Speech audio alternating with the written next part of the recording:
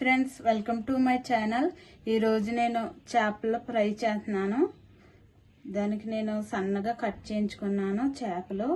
ఇవి ఇప్పుడు మనం నీట్గా తోముకోవాలి. రాయి మీద వాళ్ళు క్లీన్ చేసి ఇస్తారు, కానీ మళ్ళీ మనం నీట్గా రాయి మీద తోముకోవాలి. ఎక్కడన్నా పులుసు కట్ట ఉంటే నీట్గా క్లీన్ అవుతుంది.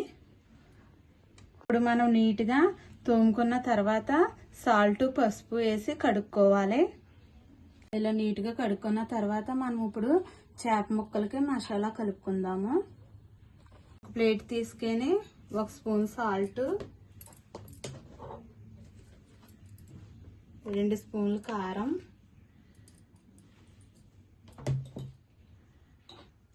హాఫ్ టీ స్పూన్ పసుపు, 1 స్పూన్ ధనియాల పొడి,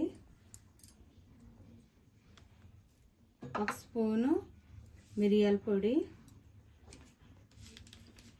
1 స్పూన్ జీలకర్ర పొడి, 1 స్పూను గరం మసాలా. ఇప్పుడు మనం కలుపుకుందాం.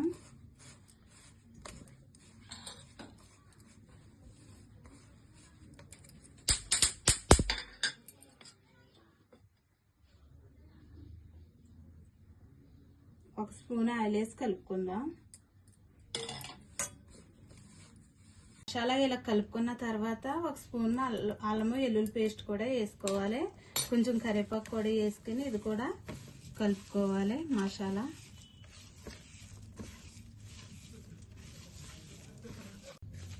ఇలాగ మసాలా అంతా కలుపుకున్నాక మనం నీట్గా కడిగి పెట్టుకున్న చేప ముక్కలు తీసుకుని ఈ మసాలా పట్టించుకోవాలి. చేప ముక్కకి ఇలా పట్టించుకోవాలి.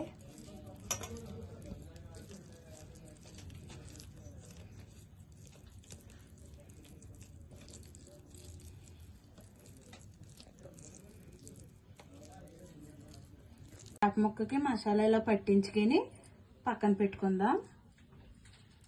మిగతా ముక్కలు కూడా అలాగా మసాలా రాసుకోవాలి. చేప ముక్కలకి ఇలా మసాలా పట్టించి అరగంట పక్కన పెట్టుకున్నాం అనుకో, ఈ మసాలా అంతా చేప ముక్కకు బాగా పడుతుంది. నేను ఆయిల్ కూడా చాలా తక్కువ వేసి ఫ్రై చేస్తున్నాను. ఆయిల్ ఎక్కువ వేసి డీప్ ఫ్రై లాగా కాకుండా ఆయిల్ తక్కువ వేసి చక్కగా మీడియం ఫ్లేమ్లో పెట్టుకుని స్టవ్ ఫ్రై చేస్తాను. ఇప్పుడు మనం స్టవ్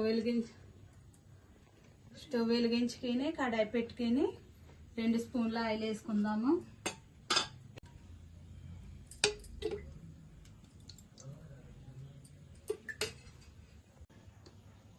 ఆయిల్ వేడయింది. మనం చేప ముక్కలు వేసుకుందాం.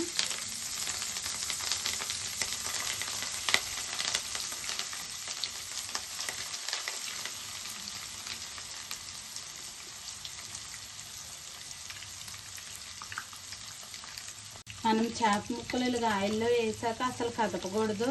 ఒక 5 నిమిషాల వరకు స్టవ్ స్లో ఫ్లేమ్లో పెట్టుకుని వేపుకోవాలి. మొత్తం చక్కగా వేగుతాయి, లోపలికంటా వేగుతుంది ముక్క. మనం ఇప్పుడు చేప తిరగేసుకుందాము.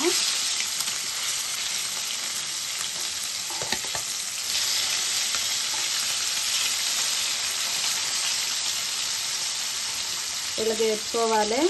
స్టవ్ సిమ్లో పెట్టుకుని వేపుకుంటే చక్కగా వేగుతాయి. చేపలు అయితే వేగిపోయినాయి. మనం ఒక ప్లేట్లో తీసుకుందాము. ఆయిల్ అయితే చాలా తక్కువగా పీల్చుకుందే ఇలా వేపుకోవాలి.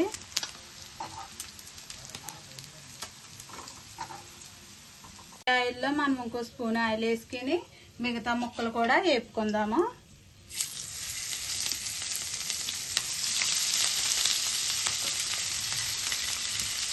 మిగిలినవి కూడా మనం వేసుకున్నాం కదా, అవి కూడా ఫ్రై అయిపోయినాయి. మనం ఒక ప్లేట్లోకి తీసుకుందాం. చాలా తక్కువ ఆయిల్తో ఇలాగ మనం చేపలు ఫ్రై చేసుకుని తింటే చాలా బాగుంటుంది. లాస్ట్గా ఇలాగ కొత్తిమీర జల్లుకుని నిమ్మకాయ పిండుకుని తింటే చాలా టేస్ట్గా ఉంటుంది. రసంలోకి బాగుంటుంది, పప్పుచారులోకి బాగుంటుంది. మీరు కూడా ట్రై చేయండి ఫ్రెండ్స్. నచ్చితే లైక్ చేయండి, షేర్ చేయండి, సబ్స్క్రైబ్ చేయండి please friends. Happy new year friends. అందరూ హ్యాపీగా ఉండాలని కోరుకుంటున్నాను. Bye friends.